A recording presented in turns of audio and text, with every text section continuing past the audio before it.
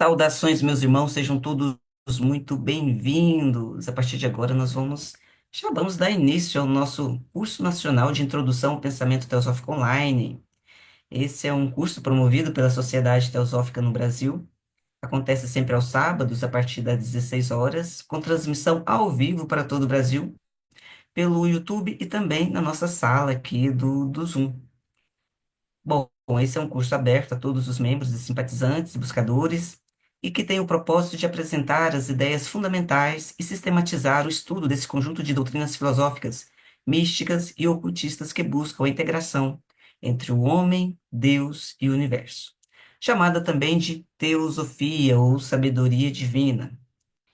Bom, além dessa busca incessante pelo conhecimento e sabedoria universais, a teosofia afirma-se também nos preceitos do amor, da fraternidade, do não egoísmo e da não violência. Bom, pessoal, nós já estamos, hoje vamos fazer, já estamos na sexta aula do módulo sétimo. Esse módulo, ele traz a temática da meditação e a unidade da vida, compreensão e realização da fraternidade universal. E para falar sobre esse tema, o diagrama de meditação de HPB, nós apresentamos hoje a nossa irmã Maria Alice Barros da Fonseca. A Maria Alice mora aqui em Brasília, preside a loja Brasília, aqui também, que fica localizada aqui na sede da Sociedade Teosófica, e tem também os grupos online, onde ela apresenta seus estudos semanalmente. E a Maria Alice também é membro da Sociedade Teosófica já há mais de 30 anos. Então, a partir de agora, eu vou chamar a nossa querida irmã aqui para que ela possa também dar início à nossa exposição de hoje. Isso, Maria Alice, mais uma vez, seja muito bem-vinda aqui no nosso curso. E esse tema é um tema muito interessante. Eu tenho a impressão que você já deu esse curso no ano passado, mas eu tenho certeza que hoje Oi. tem mais coisa aí para compartilhar com a gente. Seja bem-vinda. Então tá bom. Então, olha só, vamos direto ao assunto, porque esse assunto é muito apaixonante. O pessoal ainda não chegou, mas como fica gravado, a gente vai embora, vai avançando. Eu posso compartilhar? Assim, você está de co-host. Tá.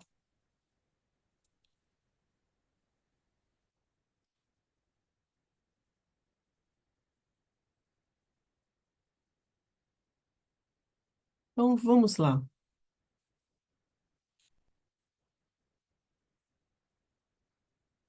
Bem-vindos ao nosso estudo de hoje. O tema é diagrama de meditação de HPB. E esse tema, ele nos convida a um mergulho profundo na nossa estrutura psíquica espiritual.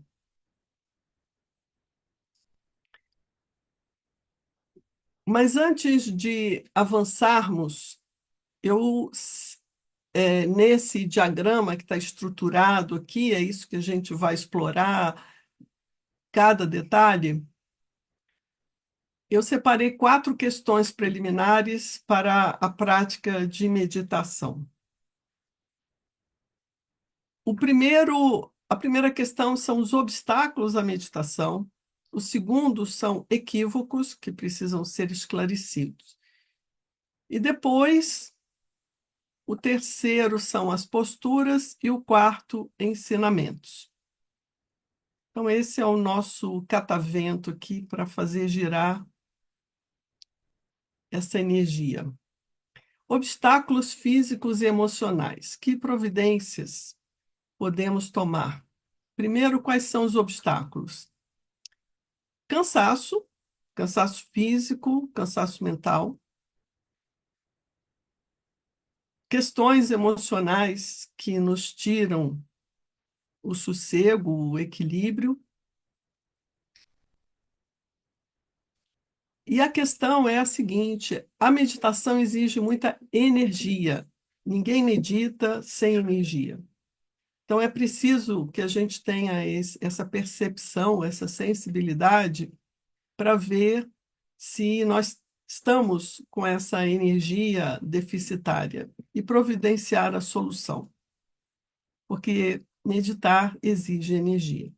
Então, a solução é o que a gente já conhece. Quem gosta de caminhar, quem gosta de correr, ativando o corpo, acordando o corpo, ativando o metabolismo, a produção dos hormônios, quem gosta de academia, e também uma atividade lúdica, leitura, que nos alegram, que nos deixam uma sensação de bem-estar, música, e até ver um filme, um documentário para distrair. E, obviamente, um banho e uma boa noite de sono. Então, esse cuidado de ver a nossa energia é fundamental. O outro item que eu separei aqui são equívocos sobre meditação. É importante a gente saber o que meditação não é, para que a gente não fique perdida nesse assunto que hoje está tão em moda e, consequentemente, tão desvirtuado, perdido, corrompido. Então, o que meditação não é? Não é viagem astral, não é projeção astral. O que meditação não é? Não é como comunicação mediúnica com seres elevados. Então, isso é muito importante para que a gente não desenvolva mediunidade a pretexto de meditar. Isso é um aviso, um alerta que a própria Blavatsky diz: cuidado para não desenvolverem mediunidade enquanto meditam, porque a mente na meditação precisa ficar alerta, precisa ficar ativa, mas na falta de informação, a mente pode ficar passiva e acabar desenvolvendo mediunidade, que não é o propósito da meditação. Outro item preliminar que eu separei é a questão das posturas. Como eu falei que a gente precisa de energia, a postura ajuda o fluxo dessa energia. Então, nós temos 6 tipos de posturas. O lótus completo, que é a coluna é sempre ereta em todas as posições. No lótus completo, as duas pernas se cruzam, uma sobre a outra.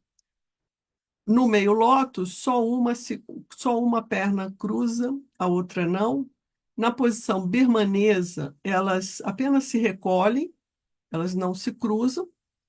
Na posição zafu, almofada, o meditante senta sobre a almofada. Na posição seiza, é o banquinho, senta sobre o banquinho. E a posição da cadeira, que é o que a gente usa. Agora, atenção à posição das pernas aqui. É preciso fazer um ângulo de 90 graus e deixar os pés numa posição estável, para que a gente tenha aqui essa posição alinhada. Então, falamos da coluna, falamos da posição das pernas, e tem mais aqui a posição dos ombros. Os ombros precisam ficar afastados. As mãos ficam na posição do mudra da meditação, que é uma mão repousa sobre a outra com a palma voltada para cima. E aqui a parte da cabeça. Na cabeça, a gente precisa atenção ao queixo, porque é normal a cabeça flexionar. Ou ela se volta para trás, ou ela se volta para frente. Então, é preciso manter o queixo no ângulo reto com o pescoço.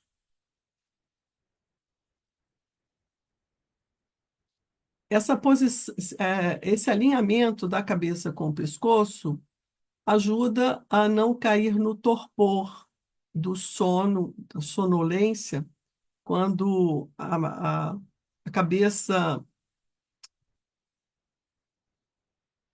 flexiona para frente ou quando ela fica, vira, né? Quando os pensamentos avançam, a cabeça também fica voltada para trás. Então, atenção, manter a postura da, da cabeça se guiando pela posição do queixo. A boca também precisa ficar firme, mas relaxada. Sempre que a gente fala relaxada, é firme, sem tensão. A língua se posiciona no céu da boca, entre o céu da boca e os dentes superiores. Com isso, dá uma estabilidade e não há salivação.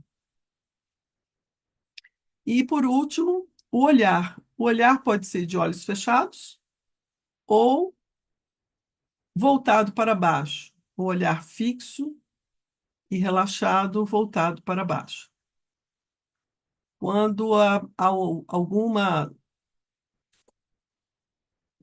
é, al- al- alguma sensação de sono, é bom ficar com os olhos abertos. Então, esse olhos voltados para baixo, uma posição fixa, resolve para que não caia no torpor, que é um obstáculo, né, nessa posição. E o quarto pré-requisito, ou o quarto item preliminar, são ensinamentos. Então, sobre ensinamentos, eu trouxe a doutrina secreta, a voz do silêncio e escritos completos de Blavatsky.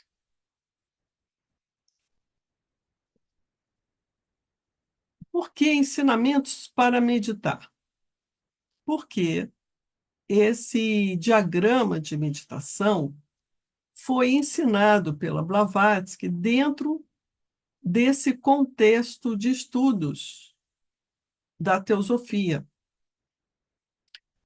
O histórico vem com esse Edward Toronto Sturdy, que viveu de 1860 a 15 de março de 1957. Foi um erudito em sânscrito, estudante de hinduísmo e budismo e membro da Sociedade Teosófica. Ele integrava esse grupo interno formado pela Blavatsky para estudar a doutrina secreta. Era um grupo que estudava e queria tirar as suas dúvidas com a doutrina, sobre a doutrina secreta com a Blavatsky. E ela formou esse grupo interno. Então, esse senhor Sturdy registrou, ela ditou esse ensinamento e ele registrou. Isso aconteceu entre 1887 e 1888, que foram quando essas reuniões de estudo do grupo interno aconteceram. E é o que hoje é conhecido como diagrama de meditação. Então, não tem como você mergulhar nesse diagrama de meditação para entender o passo a passo que ele dita, que ele orienta, sem o conhecimento da teosofia que a Blavatsky ensinou. E é por aí que a gente vai explorar agora. Então, ensinamentos sobre a origem do cosmos para a prática da meditação. A doutrina secreta de H.P. Blavatsky estabelece três proposições fundamentais. A primeira é um princípio onipresente, sem limites e imutável. A segunda é a eternidade do universo em toto, como plano sem limites, e a terceira, a identidade fundamental de todas as almas, com a alma suprema universal. Então vamos aqui à primeira proposição. Um princípio onipresente, sem limites e imutável, sobre o qual toda especulação é impossível, porque transcende o poder da concepção humana e porque toda expressão ou comparação da mente humana não poderia senão diminuir.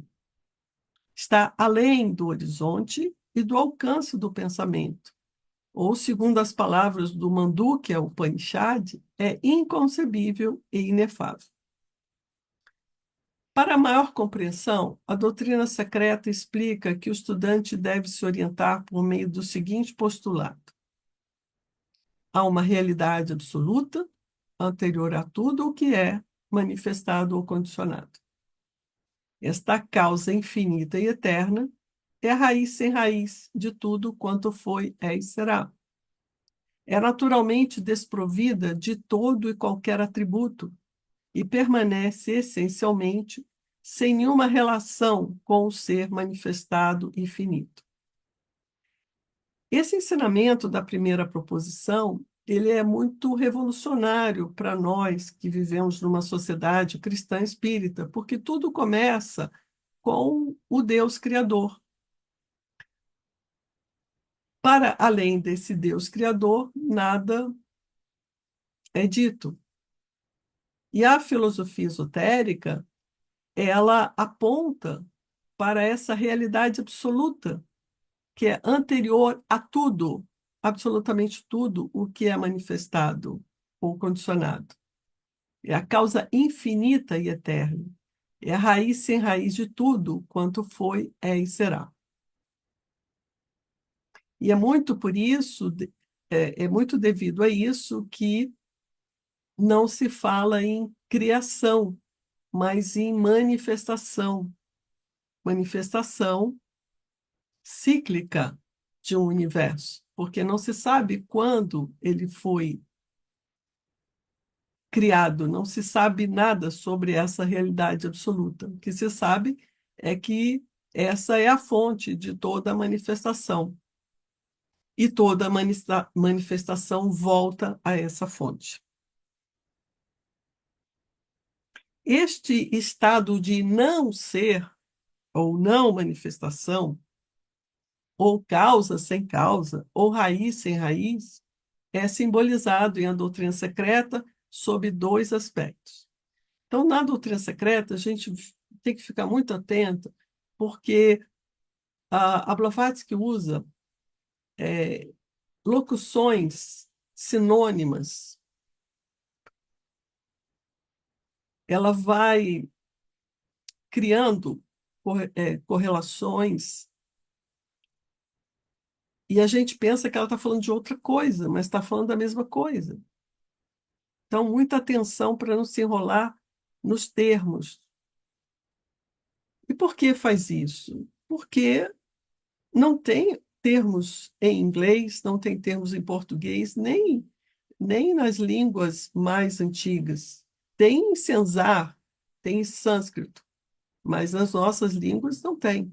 Então, são criados termos e locuções que sugerem esse significado. Então, estado de não ser, estado de não manifestação, causa sem causa, raiz sem raiz, sinônimos. E ele é simbolizado, esse estado de não ser, em A Doutrina Secreta, sob dois aspectos. Primeiro é o espaço, abstrato, absoluto, que representa a subjetividade pura, aquilo que nenhuma mente humana pode excluir de qualquer conceito, nem conceber como existente em si mesmo. Então, nós não podemos conceber como existente em si mesmo, porque ele é um não ser, é não manifestação. Mas é a subjetividade pura. É graças a esse espaço abstrato, que é causa sem causa, raiz sem raiz, estado de não manifestação, estado de não ser, que tudo o que é manifestado é possível existir. O segundo aspecto dessa causa sem causa, raiz sem raiz, não ser, não manifestação, é o movimento. E esse movimento também é abstrato absoluto, é vibração, que representa a consciência incondicionada. Consciência incondicionada é sinônimo de consciência absoluta.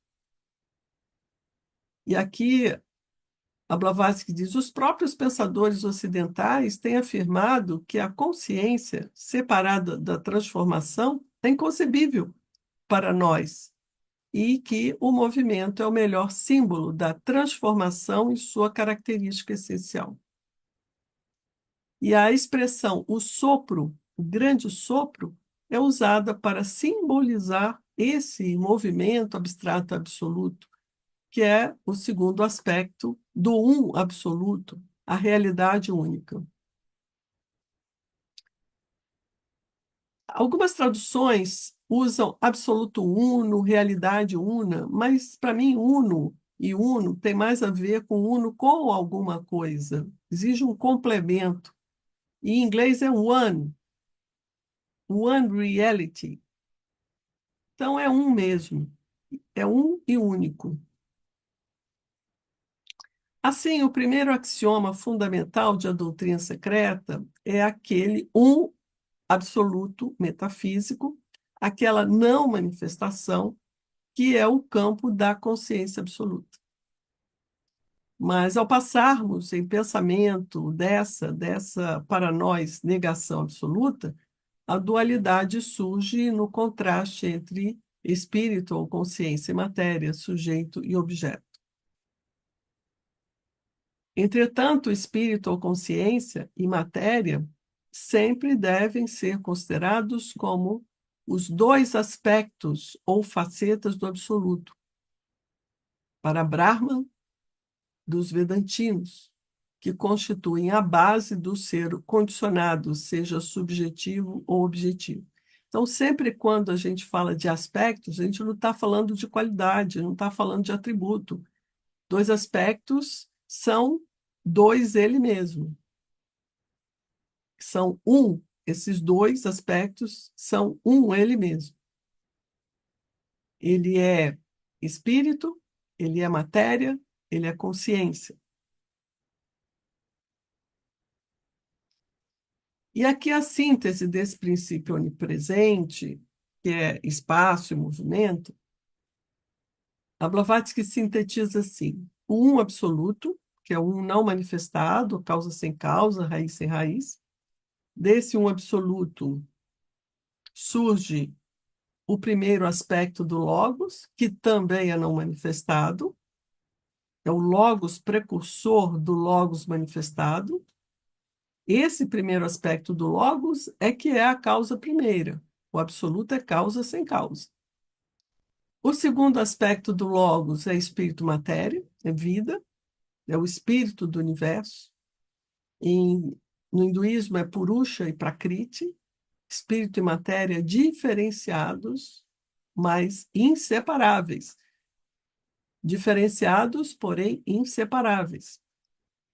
E o terceiro aspecto do logos, que é a ideação cósmica.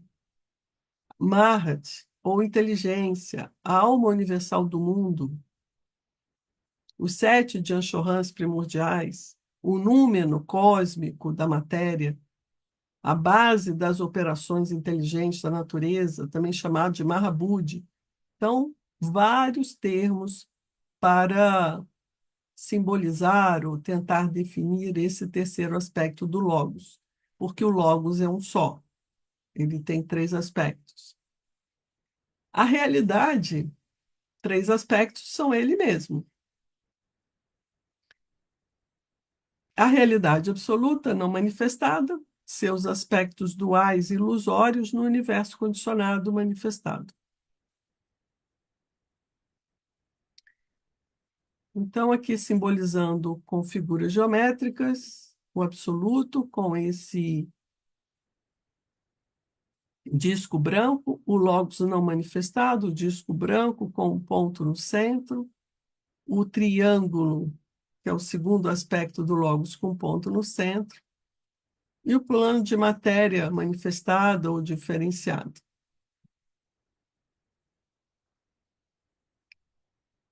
A segunda proposição fundamental de A Doutrina Secreta é a eternidade do universo em toto, como plano sem limites. Mas periodicamente, essa eternidade do universo é cenário de inumeráveis universos que se manifestam e desaparecem constantemente. E são chamados as estrelas que se manifestam e as centelhas da eternidade. Então, quando a gente fala as estrelas que se manifestam, são esses universos que surgem dessa eternidade, as centelhas da eternidade. A eternidade do peregrino é como um abrir e fechar de olhos da existência por si mesma, segundo o livro de Dzian. Então, assim, esse abrir e fechar de olhos são 311 trilhões e 40 bilhões de anos.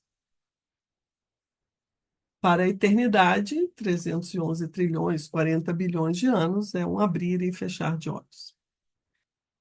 Então, o aparecimento e o desaparecimento de mundos são como o fluxo e o refluxo periódico das marés.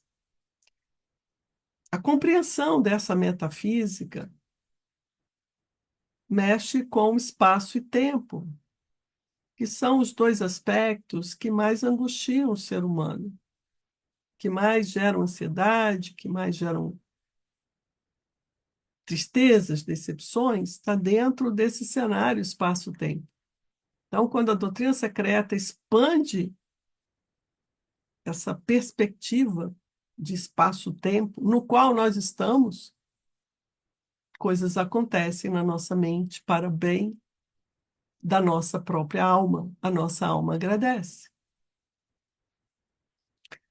Este segundo axioma de A Doutrina Secreta é a universalidade absoluta daquela lei de periodicidade, de fluxo e refluxo, de crescimento e decadência, que a ciência física tem observado e registrado em todos os departamentos da natureza. Então, tudo nasce, tudo se desenvolve, tudo entra em decadência e perece para renascer novamente. Alternativas tais como dia e noite, vida e morte, sono e vigília, são fatos tão comuns, tão perfeitamente universais e sem exceção, que será fácil compreender por que divisamos nelas uma das leis absolutamente fundamentais do universo. Sobre a terceira proposição fundamental da doutrina secreta. A Blavatsky nos trouxe essa terceira proposição, que é a identidade fundamental de todas as almas com a alma suprema universal.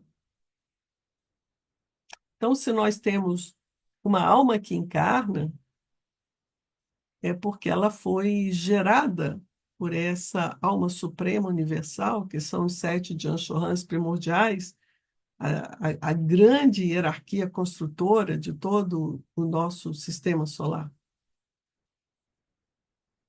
Sendo que essa, a alma suprema universal, é um aspecto da raiz desconhecida. Então, essa alma suprema universal, ela não foi gerada do nada, ela está dentro dessa raiz desconhecida. E aqui, a peregrinação obrigatória para todas as almas. Centelhas daquela alma suprema, através do ciclo de encarnação de necessidade durante todo esse período. Então, essas consciências que compõem essa alma suprema universal tiveram que peregrinar por esse ciclo de encarnação de necessidade, no qual nós estamos. Então, para nós abstrair e imaginar que esses seres, esses super seres, essas superconsciências, já passaram por essa trajetória de encarnações, é algo bastante inimaginável, mas é verdade, é a ciência oculta que nos ensina isso. E aqui a Blavatsky diz, em outras palavras, nenhum Budi puramente espiritual, ou seja, o sexto princípio da filosofia esotérica, alma divina, pode ter uma existência consciente independente. Essa existência consciente independente é o que a gente chama do ser iluminado, é o que se libertou desse ciclo de encarnações. Então, ele não pode conquistar essa existência consciente independente antes que a centelha, essa mônada, esse Atma Buddhi, sexto princípio, emanada da essência pura do sexto princípio universal, ou seja, a alma suprema, haja passado por todas as formas elementais pertencentes ao mundo fenomenal do Manvanta, e tenha adquirido a individualidade. Adquirir a individualidade, aqui a gente sabe que é adquirir, esse Buddha adquire o quinto princípio, que é manas.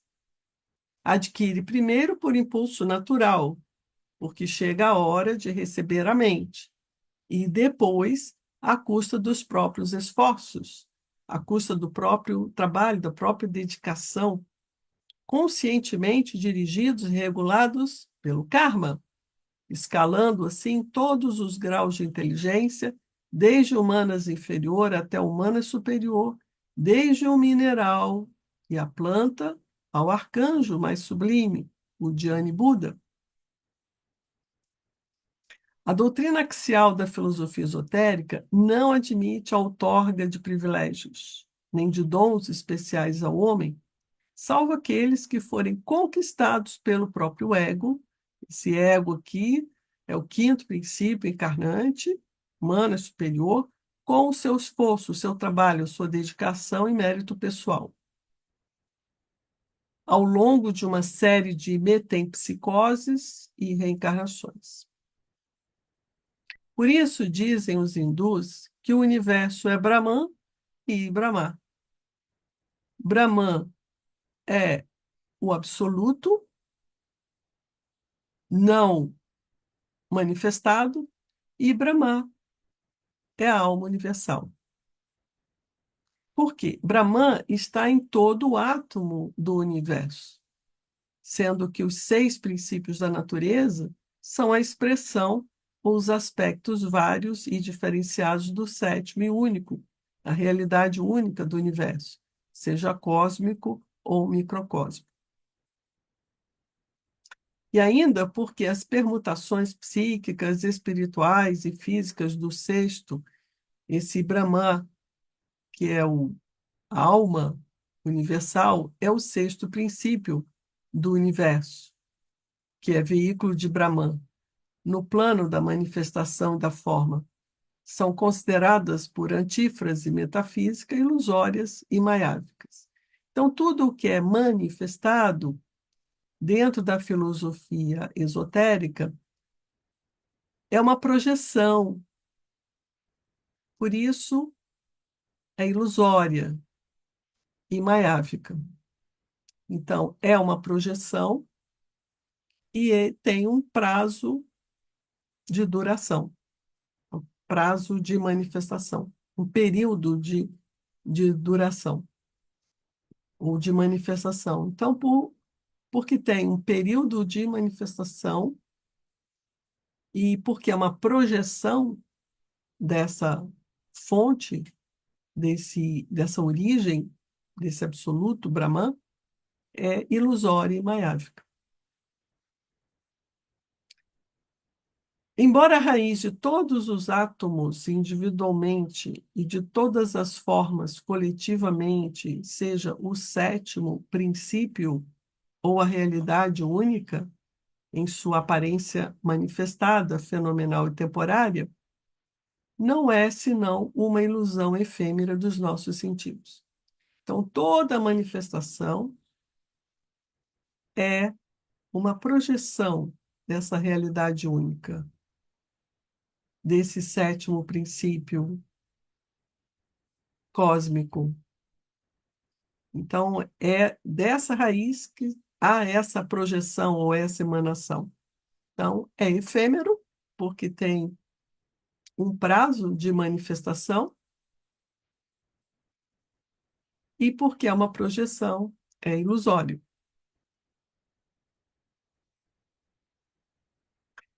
Como que a metafísica pode ser simbolizada? Nas religiões, criam-se formas, geralmente formas humanas, divindades, mas na filosofia esotérica trabalha-se com formas geométricas.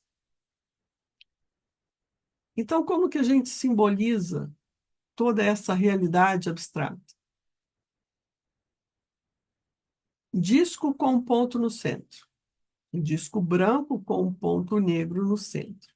É um símbolo arcaico que representa o espaço potencial no espaço abstrato.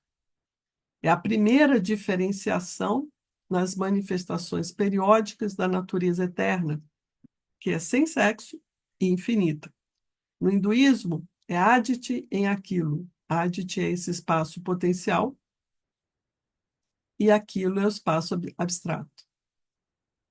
O ponto dentro do círculo é a semente, é o germe, germe interno de onde tudo se desenvolverá, onde todo o universo, o todo, o cosmos infinito e periódico se desenvolverá. É desse germe, dessa semente que é representada, simbolizada por esse ponto. Germe que se reveza nos seus estados latente e ativo.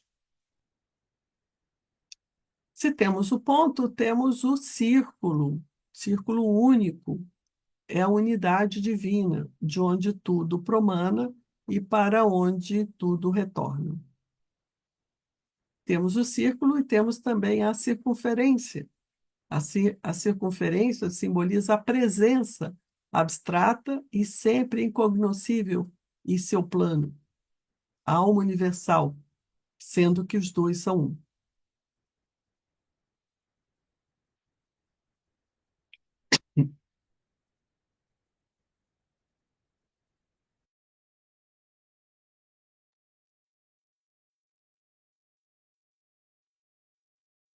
Então, essa circunferência é a simbologia dos sete Janshohans primordiais, alma universal, a anima mundi. São vários termos que a gente vai se familiarizando. E isso é muito importante, porque não existe um único termo técnico, porque todos são aproximações, são tentativas de expressar essa realidade que não pode ser expressada por palavras. E o outro item dentro desse rol de ensinamentos que a gente não pode esquecer é a estrutura setenária do homem. Então, a tríade superior é a nossa mônada, Atma Buddhi, com o Mana superior.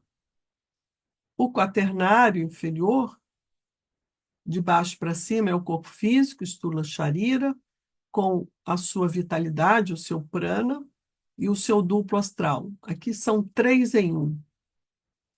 E depois o nosso Kama Manas, nosso princípio das emoções, dos desejos e o nosso intelecto humano superior. E o nosso trabalho de meditação, de estudo, de reflexão, de dedicação a esse estudo, faz uma ponte consciente, que é matéria, porque pensamento, emoção é matéria, e tem o nome de Antakarana. Aqui a gente pode simbolizar por um triângulo amarelo com um quadrado vermelho, uma estrela de 5 pontas em azul índigo, que representa o mana superior, e aqui um sol branco da nossa mônada.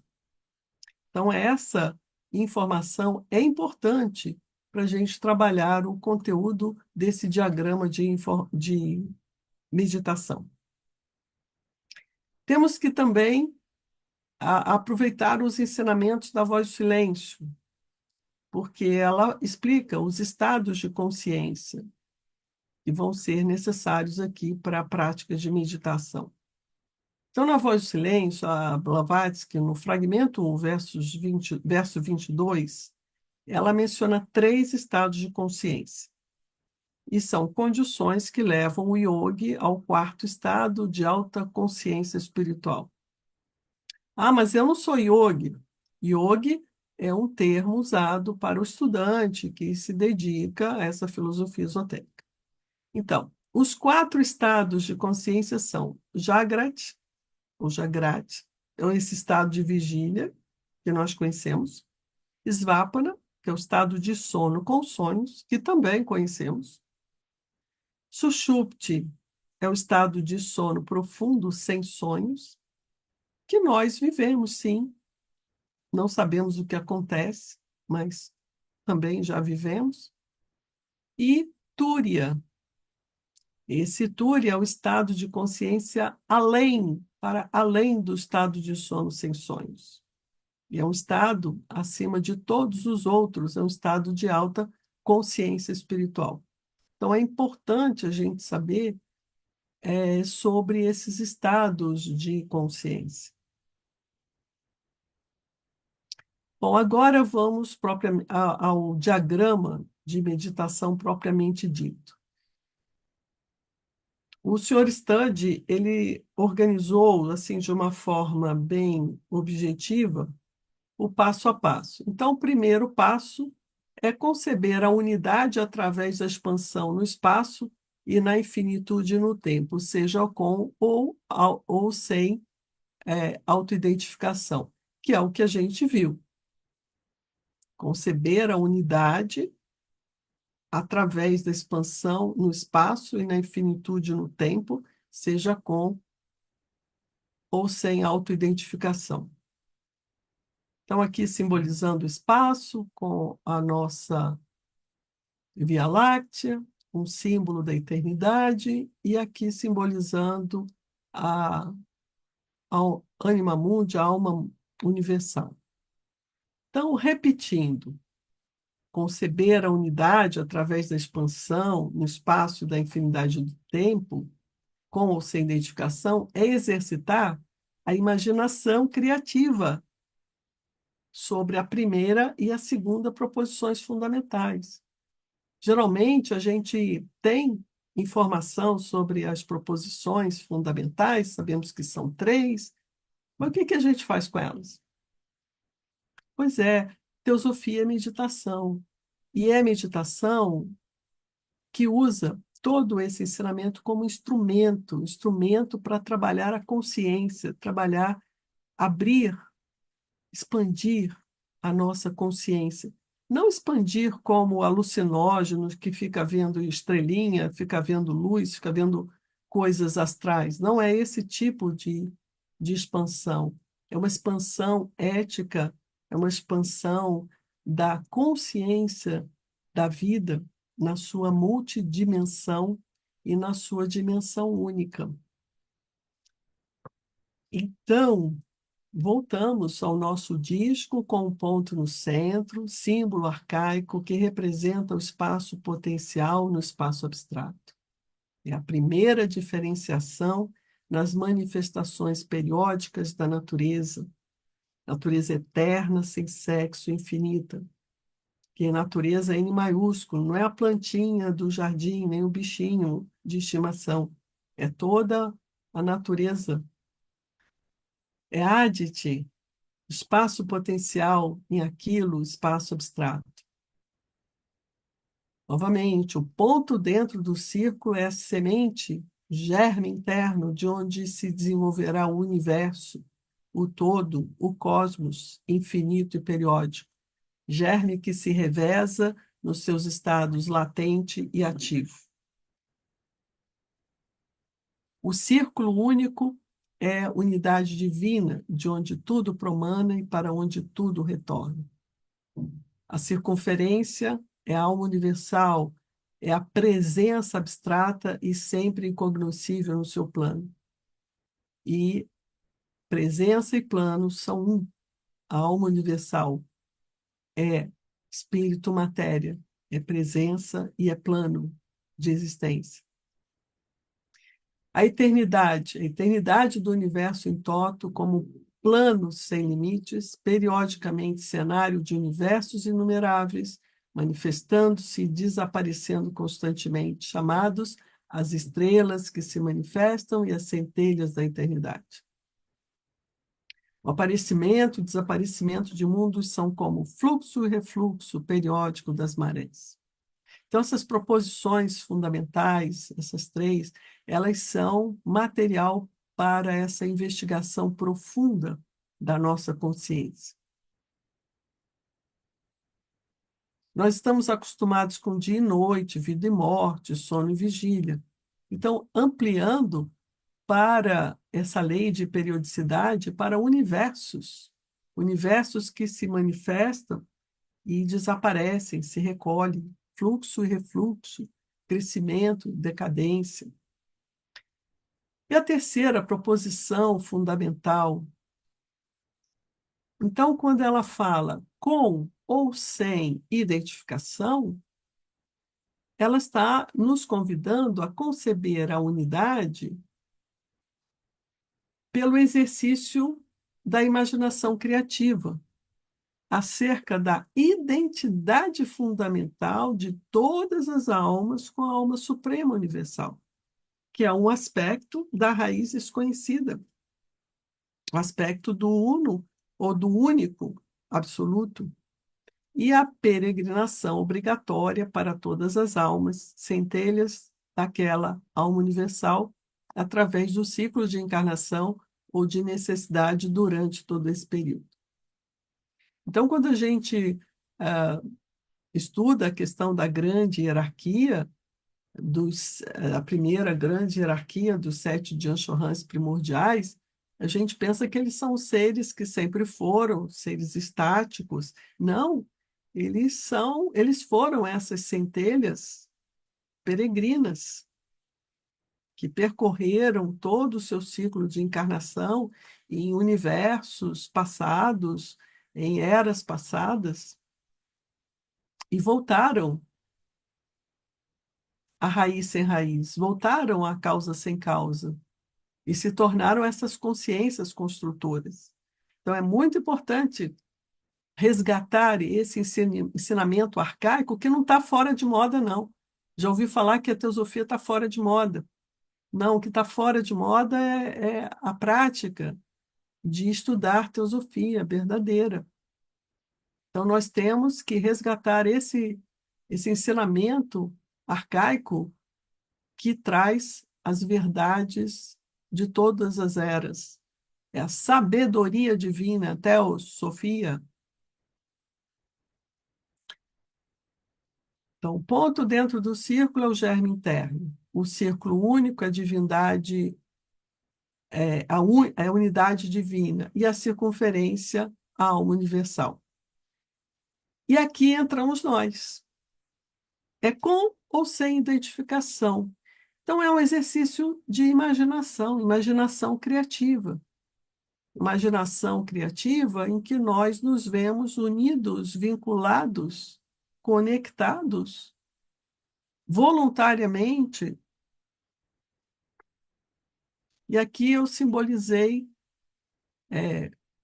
a estrutura setenária do homem com esse disco, com o ponto no centro, e essa linha unindo. Essa linha unindo é esse exercício de imaginação criativa. Aqui outra forma de simbolizar, né, a unidade através da expansão do tempo, do espaço e a infinidade do tempo, com um cérebro e o disco com um ponto no centro, e aqui só o disco, no cérebro não está fundido. Então, esse exercício de imaginação criativa é o que abre nossa mente, e nosso coração para essa realidade, porque é metafísico, não tem como chegar lá com um o Hubble ou qualquer outro é, instrumento para detectar esse absoluto, porque não vai localizar. Bom, o segundo passo, meditar lógica e persistentemente nisso e na sua relação com os estados de consciência. Então, aqui nós temos, para simbolizar esses quatro estados de consciência, um cérebro da nossa o estado de vigília, Jagrati. Então, eu estou pensando, eu estou imaginando. Se eu imagino durante a vigília, eu estou imprimindo essa realidade dentro do meu cérebro. Então, eu posso influenciar o meu sono com sonhos. Eu posso também imprimir essa realidade no estado de sono profundo, sem sonhos, em que a minha alma se liberta e eu não sei absolutamente nada sobre ela. Ela trabalha no seu próprio plano, humano é superior, se o corpo fica totalmente descansado. Túria já é o estado para quem atinge a iluminação, a superação dessa condição inferior. Mas saber que existe essa consciência que tem diferentes manifestações de diferentes planos. Então, ela pede assim que a gente medite, né, sobre essa possibilidade, ter consciência desse estado de vigília, saber desse estado de sono, com sonhos, sono sem sonhos, e esse cérebro que consegue atingir um estado de consciência de realidades puramente espirituais.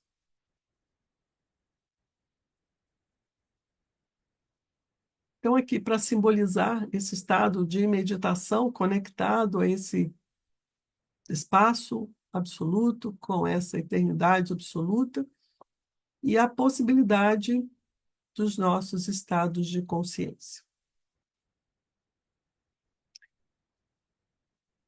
Então, essa ideia de união é um exercício de imaginação criativa.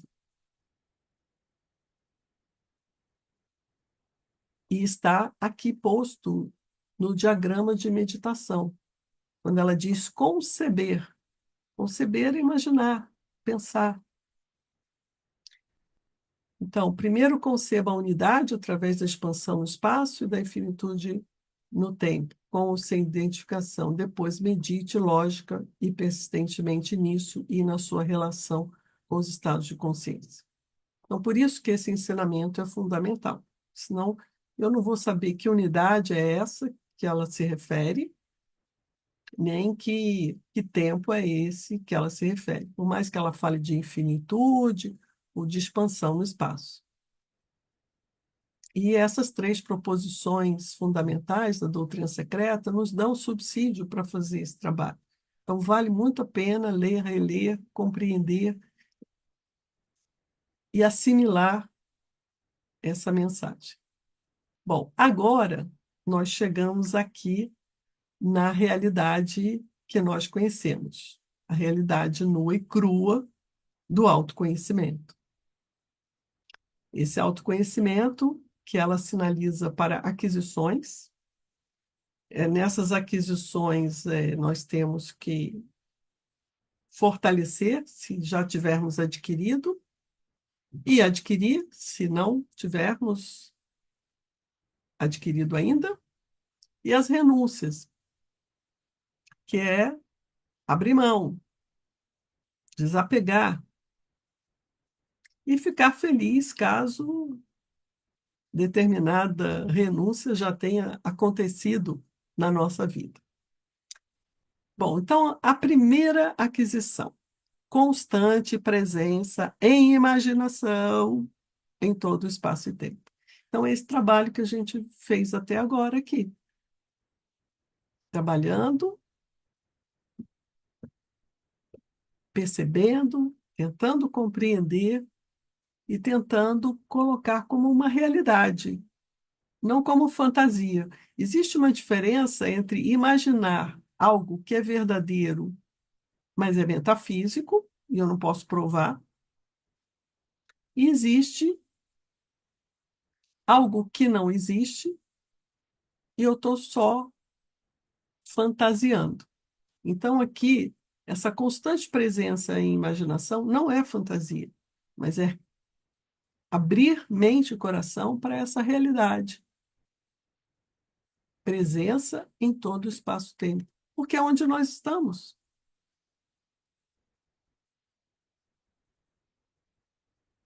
Disso se origina um substrato de memória que não cessa durante o sonho, nem durante o estado de vigília. Então, quando a gente.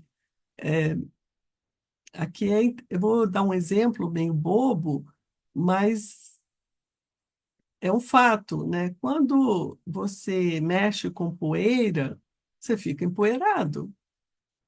Quando você mexe com esse exercício de teosofia, sabedoria divina, e ousa exercitar essa imaginação criativa, você fica impregnado dessa energia. Então, ela diz aqui, o resultado disso se origina um substrato é matéria, de memória que não cessa durante o sonho, nem durante o estado de vigília. Mesmo que a gente não esteja lembrando, isso fica impregnado no nosso magnetismo, na nossa energia. E ela diz que a sua manifestação é coragem. Com a memória da universalidade, que é essa presença em todo o espaço e tempo, todo o temor desaparece durante os perigos e as provações da vida. Então, durante os perigos, nós precisamos ter presença de espírito, lucidez, para poder agir corretamente. Nas provações da vida, nós precisamos usar tudo o que sabemos e, às vezes, aprender na dificuldade. Isso exige coragem, exige determinação, exige todas as virtudes. Aqui ela deu apenas uma, né, coragem. A segunda aquisição, permanente tentativa de manter, diante de tudo o que existe, uma atitude mental que não é de amor, nem de ódio, nem de indiferença. Estar livre na atividade externa destas três atitudes, porque nelas a capacidade se altera. Ser mentalmente o mesmo diante de todas as coisas. E aqui é um desafio, porque nós, como seres humanos normais, nós buscamos o prazer e fugimos da dor. Então, nós criamos preferências que nos dão conforto e nós criamos aversões que nos dão sofrimento e tem as questões que nós passamos ao largo e não queremos nem tomar conhecimento. E aqui a atitude mental muda. É ver o que é, como é, sem preferências.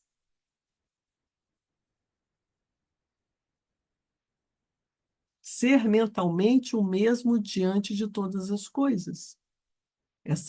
Esse estado de harmonia, de equilíbrio, permite que nós enfrentemos as situações agradáveis que nós experimentamos como amor, as situações insuportáveis que nós experimentamos como ódio e as situações que parece que, né, nem temos nada para aprender. Então, esse ser mentalmente o mesmo diante de todas as coisas nos dá essa energia necessária para enfrentarmos a vida, vendo as coisas como elas são, aprendendo com as coisas e atuando de forma compatível com a lei da evolução e não desafiando com o nosso pequeno ego. E ela diz equilíbrio e calma constantes essa segunda aquisição. Maior facilidade ao praticar as virtudes, que são, na verdade, o resultado da sabedoria. Porque a benevolência, a simpatia, a justiça, etc., surgem da identificação intuitiva do indivíduo com os outros, embora isso ocorra sem o conhecimento da personalidade. E aqui ela diz, como a terceira aquisição, essa é super importante. Todas são importantes, mas a percepção de uma completa limitação em todos os seres corporificados. Espírito crítico, livre de elogios ou acusações. Então, assim, a gente vê o ser corporificado como ele é, nós vamos ver limitações. Nós vamos ver limitações em nós vamos ver limitações em todos os seres, porque somos seres bastante imperfeitos. Isso não vai ser objeto de desconforto nem de desarmonia, porque vamos ter essa calma que ela diz, do segundo, calma, equilíbrio, para lidar com todas essas adversidades das limitações nossas e dos outros. E dentro dessas limitações, ela chama atenção para o espírito crítico livre de elogios ou acusações. Então, os elogios, eles costumam ser muito agradáveis, porque eles massageiam o nosso ego. As acusações são suportáveis, mas elas acontecem na nossa vida. Então, essa liberdade dessa escravidão, tanto a elogios ou a acusações, é realmente libertador. E é para a gente desenvolver isso, trabalhar essa conscientização da importância dessa aquisição. E ela diz aqui nessa nota, a aquisição é completada pela concepção de que eu sou todo o espaço e todo o tempo. Além disso, não pode ser dito. Bom, se há aquisições, há o desapego, renúncias. E aqui ela diz, constante recusa a aceitar a realidade de separações e encontros, associação com lugares, com momentos e formas, desejos fúteis, expectativas, memórias dolorosas e tristeza. Ou seja, tudo que a gente faz até por um hábito cultural. Nós pegamos uma tristeza e ficamos macerando aquela história toda a vida. A gente faz até festa, aniversário da tristeza, que é para não esquecer. Memórias dolorosas, quem me maltratou, quem me magoou, quem me fez sofrer. Com isso a gente conversa e lembra e relembra e fica macerando. E na realidade, o que a gente viveu foram experiências que aprendemos ou não. Mas a gente aceita como se fosse realmente uma realidade e não uma criação da nossa autoilusão. Desejos fúteis. Bom, vivemos numa sociedade materialista, consumista, em que eu preciso mostrar, né, toda a realização desse desejo, senão eu não sou gente, senão eu não sou importante nessa sociedade. E aí eu tenho expectativas. Se elas se realizam, eu me sinto muito importante. Se eu me frustro, eu me sinto a última criatura do universo. Então vejam que não tem fundamento, não tem realidade própria, não tem existência própria. É uma ilusão da nossa mente, do nosso ego. É pura autoilusão individual e coletiva. Aqui, separações e encontros. Então, assim, A gente se fixa a momentos, se fixa a lugares com momentos e formas, associação, separação, encontros, e tudo tem o seu tempo, tudo tem o seu ciclo, e ciclos sucedem os ciclos. Então, ou aprendemos e passamos adiante, ou ficamos meio que encalhados, né, nessas nossas memórias, com expectativas frustradas, memórias dolorosas e tristezas. E tudo isso é autoilusão, porque não tem existência própria. O que aconteceram foram fatos, foram situações fáticas, mas o nosso ego cria toda essa dramaticidade que só faz sofrer.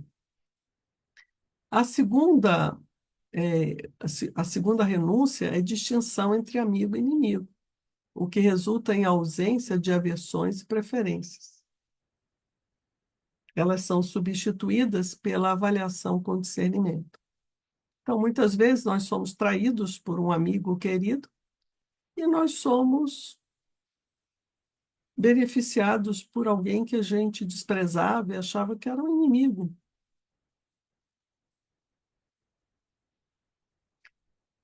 Então, desapegar dessas falácias criadas pela nossa autoilusão egóica.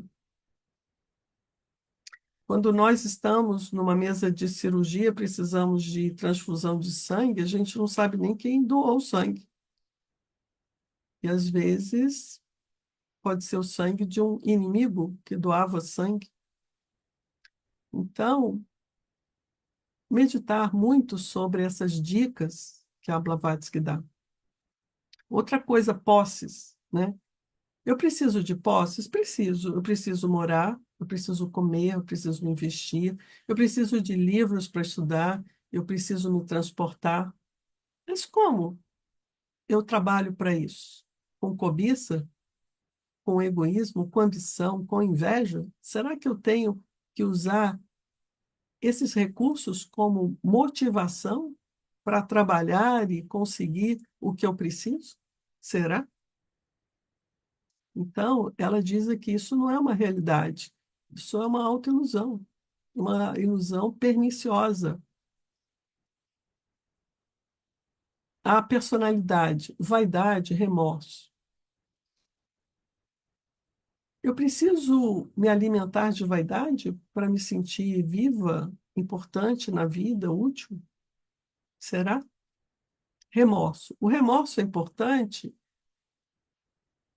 essa autocomiseração, esse autoflagelo, para quê? Para impedir de seguir adiante. Então, ver o erro é importante, porque vendo o erro, eu tento não errar mais e eu tento administrar as consequências do erro que está feito. Agora, eu ficar me autoflagelando, me automortificando, vai adiantar o quê? Aqui, a quarta dica é gula e luxúria.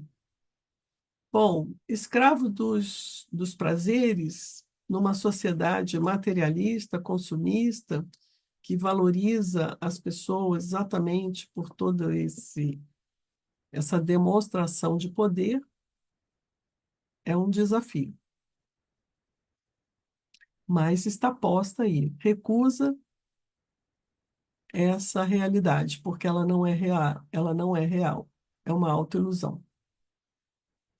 Nessa, né, sobre as dicas dessas renúncias, a Blavatsky deixa essa nota aqui.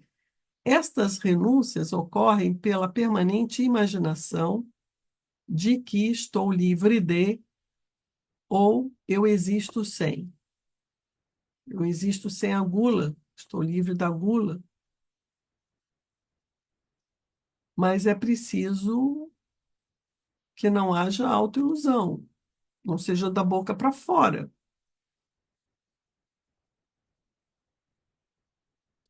E a nota aqui da nota Não há risco de autoilusão se a personalidade for esquecida deliberadamente.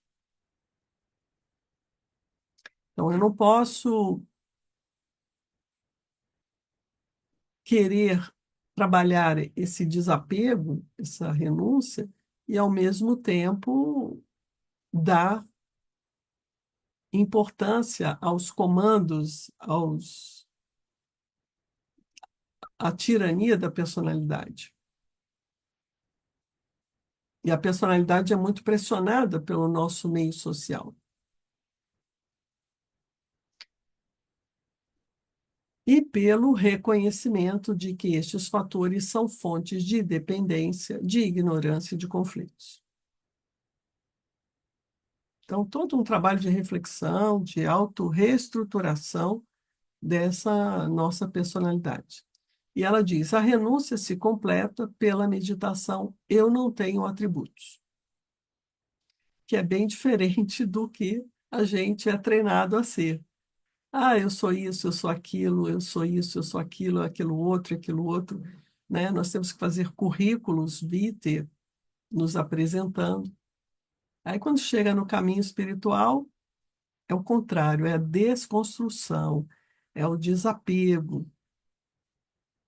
E aí a coisa parece meio louca, fala, mas eu vou ser o quê?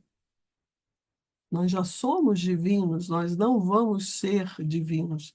Nós não temos uma estrutura que vai ser... Nós não vamos receber uma estrutura, nós vamos ativar uma estrutura que está latente. E aqui a nota geral é fantástica. Todas as paixões e virtudes estão interligadas. Portanto, o diagrama dá apenas algumas sugestões práticas. E aqui eu fiz um exercício de reflexão. Aqui é por conta e risco meu, né? Karma meu. Eu coloquei aqui uma lista de virtudes e vi como essas virtudes poderiam se derivar em vícios, seguindo aqui essa dica da Blavatsky, que todas as paixões e virtudes estão interligadas. Então, como isso funciona? Vamos lá. Dedicação. A pessoa é dedicada, aí, dentro dessa dedicação, ela se apaixona por ela mesma, porque ela é tão maravilhosa no que ela faz, e essa ilusão do eu desenvolve um apego, uma vaidade dentro dela e contamina toda a pureza dessa dedicação. Perseverança. É importante a perseverança. Mas aí essa perseverança ganha um toque pessoal em tudo, em todas as situações, perde o discernimento e vira teimosia. E essa perseverança também se perverteu. Perfeccionismo. A pessoa tem uma paciência fantástica de perseguir essa perfeição em tudo que faz. Mas aí ela começa a se comparar com o eu dela leva a uma ilusão de comparação e aí começa a se achar o máximo. E aí cai na arrogância. Sinceridade. É uma pessoa sincera, atua de forma objetiva, mas aí ela quer ser mais sincera do que todos e acaba caindo numa hostilidade insuportável no relacionamento. Generosidade. É uma pessoa super generosa, que se dedica, ajuda todo mundo, e de repente, na ilusão do eu, ela começa a se achar, nossa, mas como eu sou maravilhosa, eu sou o suprassumo da humanidade. Eu caio no orgulho. Austeridade. É importante a austeridade na vida, mas eu começo a ver que essa austeridade pode ser radicalizada. E aí eu caio na avareza. Pronto, a minha austeridade já se perdeu. Prudência. É importante prudência? Perfeito. Mas essa prudência, nessa autopreservação, pode se transformar em covardia. E aí, como é que eu reverto tudo isso? Bom, tudo isso é uma construção do eu. Se o eu constrói, o eu pode ser visto, compreendido, e a gente desconstrói. Se eu vejo a minha covardia, essa covardia, ela se destrói, ela não se sustenta. E aí eu resgato a minha prudência. Se eu encaro essa avareza de frente e vejo a crueldade dessa avareza, eu resgato a minha austeridade sem problemas. Meu orgulho, frente a frente com esse orgulho, eu dissolvo essa ilusão do eu resgato a minha generosidade. Hostilidade, será que eu preciso agredir todo mundo com a minha sinceridade? Não existe prudência. Aqui, prudência combinado com tudo, respeito ao próximo,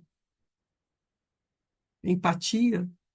E aí eu me liberto dessa hostilidade, resgato a minha sinceridade. Arrogância, cada um faz o que pode, o que quer, porque eu tenho mais paciência para fazer, eu tenho que me sentir superior a quem quer que seja. Isso me leva aqui e eu desmonto essa arrogância, porque é uma ilusão do eu, é uma autoilusão. A mesma coisa com a teimosia. Por quê? Essa teimosia, a perseverança, sim. Vaidade, apego, por quê? Então, essa autoilusão, ela é a capacidade do pensamento, memória, toda essa identidade se construir e se destruir. Bom, para completar, mais ensinamento de Blavatsky sobre autoconhecimento para a prática da meditação. Esse daqui é dos escritos compilados de HPB do volume 8. Autoconhecimento. Ela diz: a primeira condição necessária para se obter autoconhecimento é tornar-se profundamente consciente da ignorância, sentir com cada fibra do coração que se está incessantemente a enganar a si próprio. Perceber isso é difícil, porque o eu quer se enganar. É divertido. O segundo requisito é uma convicção ainda mais profunda de que esse conhecimento intuitivo e seguro, pode ser obtido por esforço. Esforço aqui não é esforço contra a minha vontade, é abertura de mente e coração para trabalhar, é dedicação, é empenho aqui. A terceira condição, a mais importante, é uma determinação indômita de obter e enfrentar esse autoconhecimento. Esse tipo de autoconhecimento é inatingível pelo que as pessoas normalmente chamam de autoanálise. E aqui bota por terra todo o tipo de psicoterapia que a gente conhece. Ah, mas a psicoterapia serve para nada? Serve sim. Serve para enfrentar barras muito difíceis. Aqui a gente está num outro patamar, a gente está num patamar de autoconhecimento, de avanço no nosso eu interno. Bom, esse autoconhecimento não pode ser alcançado pelo raciocínio ou por qualquer processo racional, porque ele é o despertar consciente da natureza divina do homem. Despertar não é uma aquisição. Eu não vou ganhar, eu já tenho, só que está latente. Ele precisa ser despertado. É o despertar consciente da natureza divina do homem. Por isso é que não passa pelo processo de racionalização. Obter esse autoconhecimento é uma realização maior do que dominar os elementos da natureza ou conhecer o futuro. Então, a gente acha, às vezes, que espiritualidade é desenvolver poder psíquico, clarividência, contatos aí mediúnicos, não. Esse trabalho de despertar consciente da natureza divina do homem é a nossa própria espiritualidade em harmonia com a alma universal. Então, nada se lhe compara. Bom, essa é a proposta que a Blavatsky traz, né? Meditar nesse estado de comunhão com o espaço-tempo. Eu sou todo o espaço e todo o tempo, eu não tenho atributos. Era a mensagem que eu tinha para compartilhar com vocês, então medite sempre, boas práticas e namastê. Se alguém Obrigado. ainda tiver, se alguém ainda tiver pergunta, Podemos interromper? Quer compartilhar? Isso, muito bom. Sim, nós temos uma perguntinha. Eu fiquei com a dúvida também. Quando você fala lá da meditação com identificação e sem identificação, o que seria necessariamente essa identificação? eu entendo que é você reconhecer que tem esse espaço absoluto, tem esse tempo absoluto, mas eu não me sinto dentro.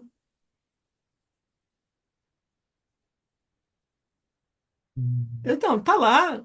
Eu acho que é fora, porque, assim, nós estamos dentro da Via Láctea, certo? Mas a gente não percebe isso. Eu percebo que eu estou sentada aqui na minha cadeira, dentro da minha casa, em Brasília, e já tá bom.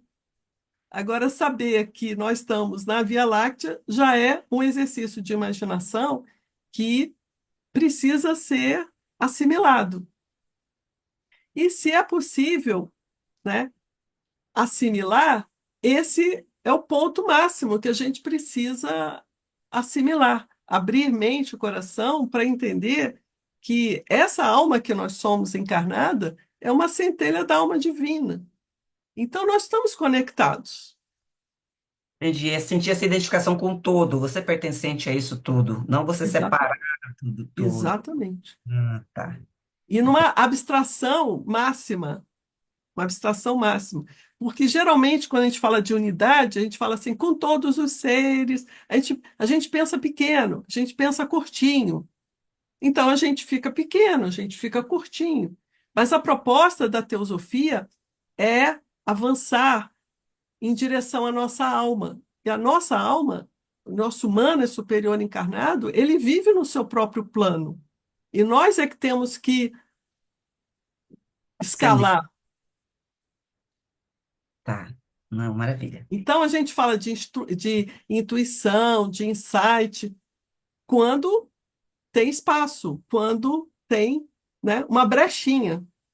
Então, todo esse trabalho de baixo para cima, digamos assim, ou seja, da nossa personalidade em direção à nossa individualidade, em direção ao todo, é abrir essas brechas, essa possibilidade de entendimento de que essa é a realidade. Então, por isso é que é uma imaginação criativa e não uma fantasia. Fantasia é algo que não existe. Isso existe. Não, muito bom. E ela mostra justamente de acordo com essas três proposições, ou seja, do absoluto, a gente tem que entrar, a gente tem que usar a nossa mente criativa para imaginar isso. Não, E, muito bom. esse diagrama de meditação veio dar uma utilidade prática na nossa vida diária para trabalhar as três proposições. E essas três proposições elas ficam perdidas ali. Tem gente que nem lê, tem gente que nem. Ah, é, tem três, podia ser quatro, cinco, seis, entendeu? Ela Ela estava diz, com pressa, deu só três. ela diz que se não entender essas, não adianta que não vai entender o restante, né? Ela Pois é.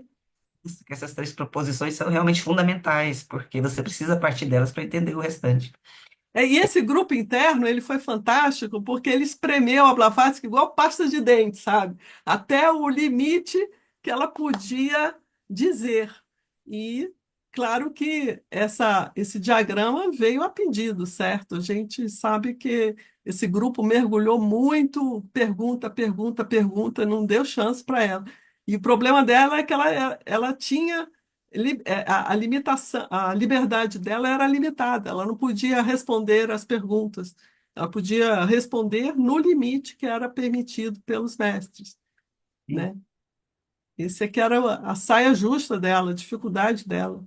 Ela querendo passar, mas olha, eu não posso, não me pergunta. É muito interessante. Está naquele livro dos comentários da Doutrina Secreta. Da capa verdinha, ou da azulzinha, eu acho que é aquele novo que você está falando. É, tem aquele e tem outros aí que é do grupo interno mesmo. Esse é do grupo interno. Então a gente Ah, tem que ir atrás, porque tem muita joia preciosa, muita pepita de ouro que a Blavatsky deixou, e o pessoal chamando de conhecimento arcaico. Arcaico é no sentido de divino, eterno, intocado. sagrado.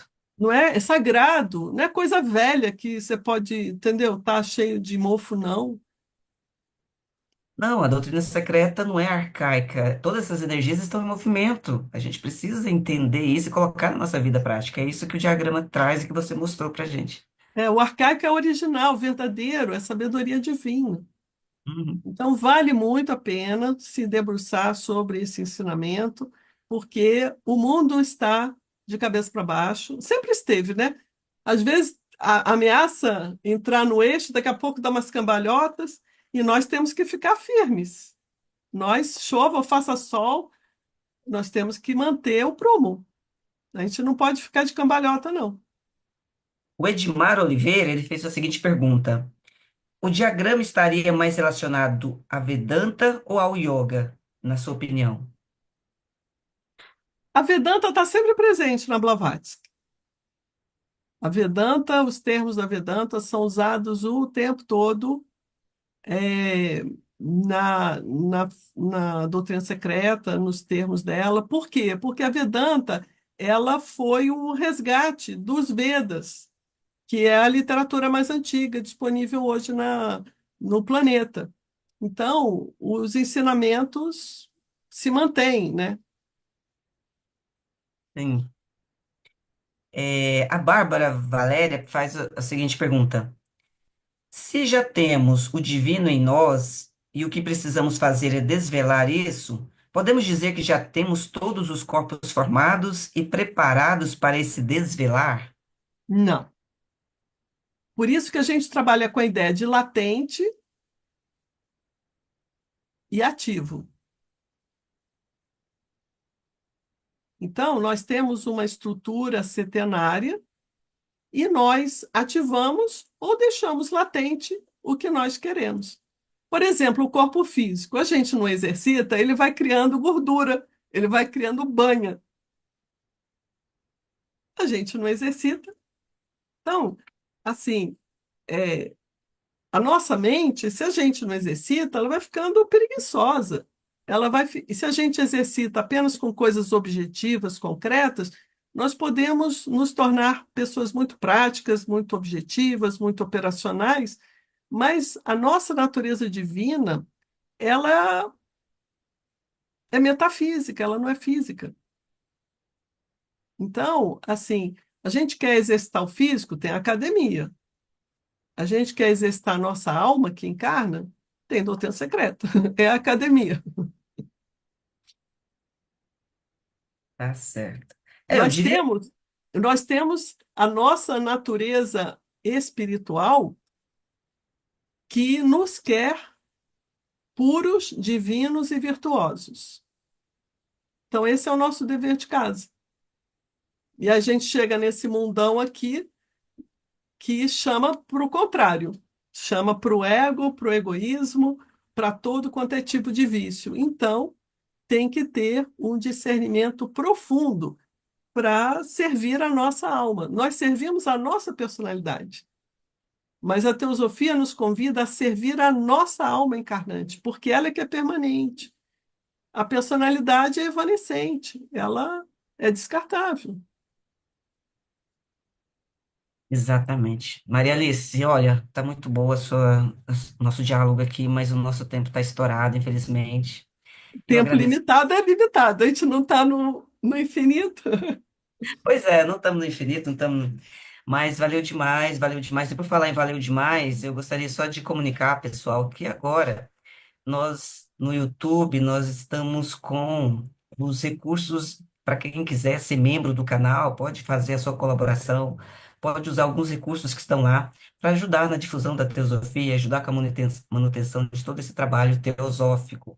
Então, convido a vocês, quem tiver interesse, quem puder e quiser contribuir com a Sociedade Teosófica, pode ser membro do canal, pode usar outros recursos lá, como Valeu Demais. Se você gostou, por exemplo, dessa live e acha que pode colaborar, pode, qualquer valor você pode contribuir para a gente continuar, para que seja viável a continuidade da Sociedade Teosófica, no sentido de ampliar e divulgar esse saber. Não é isso, Maria Alice? Como você disse, o Pois mundo é. pernas para o ar, a gente precisa muita luz para o mundo, para trazer um pouco de discernimento. A gente tem que cumprir o papel da sociedade teosófica e ele se cumpre por meio de seus membros, né? Sim, exatamente. Aí qualquer pessoa pode ser membro do canal, pode fazer sua contribuição. Lá tem as modalidades que você pode participar dessa contribuição. Meus irmãos, terminamos hoje agradecendo imensamente a todos que estão aqui no Zoom, que estão no YouTube. Quem gostou, dê o like de vocês. Voltamos no próximo sábado aí para encerrar esse módulo e começar um próximo. Agradeço imensamente a Maria Alice por trazer para a gente essa riqueza que é esse diagrama, que nem sempre a gente encontra aí nos livros e com essa clareza, com esse discernimento, com tudo isso que ela compartilhou com a gente hoje. Muito obrigada a todos e voltamos no próximo sábado, pessoal. Valeu Muito demais. obrigada, gente. Obrigada. Um abraço, pessoal.